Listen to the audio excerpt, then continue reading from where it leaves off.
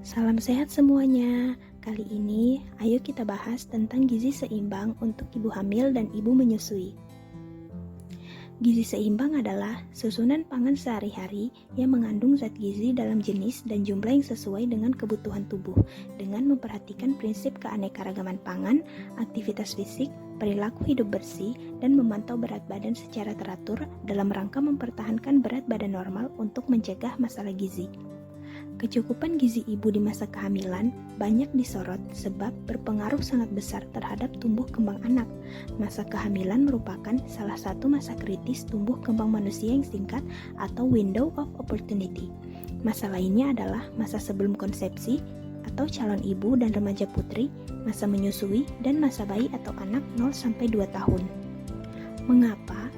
Karena kekurangan gizi yang terjadi di masa tersebut akan menimbulkan kerusakan awal pada kesehatan seperti perkembangan otak, penurunan kecerdasan, penurunan kemampuan di sekolah, serta tidak produktif. Artinya, janin atau bayi 0-2 tahun yang mengalami kekurangan gizi akan memiliki resiko mengalami hambatan dalam pertumbuhan dan perkembangannya. Bayi akan tumbuh menjadi anak dengan tinggi badan kurang dari seharusnya dan juga terhambat perkembangan kecerdasannya.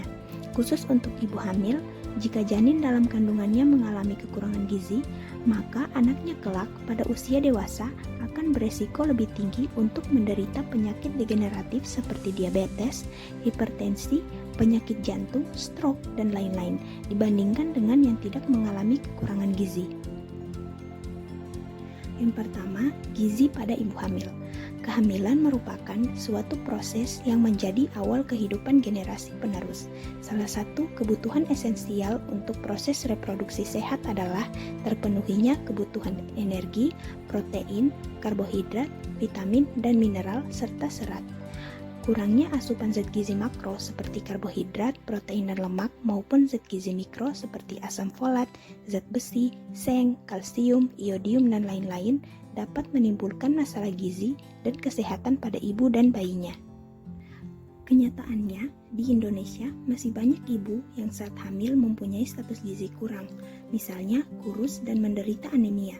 Hal ini dapat disebabkan karena asupan makanannya selama kehamilan tidak mencukupi untuk kebutuhan dirinya sendiri dan bayinya.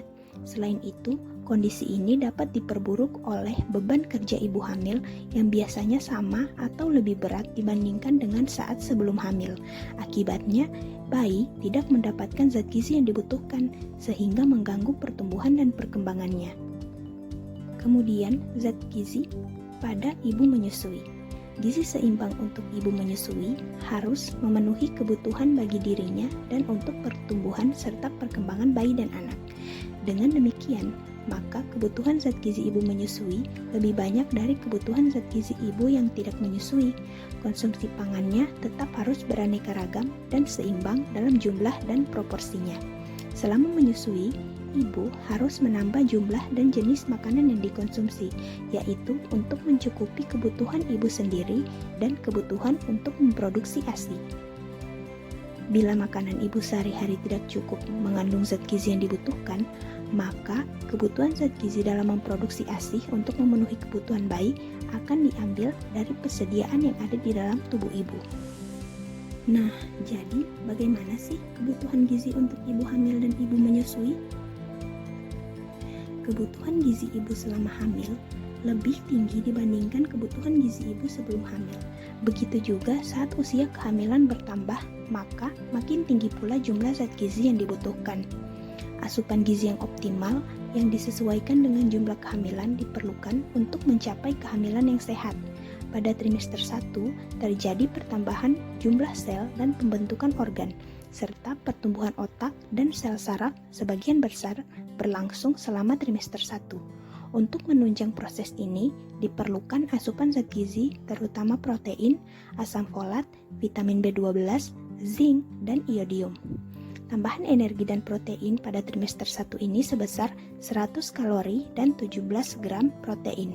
Semua zat gizi yang dibutuhkan tersebut harus dicukupi sebagai persiapan untuk pertumbuhan yang lebih cepat pada trimester berikutnya, karena pada trimester 1 ini pertumbuhan janin belum pesat.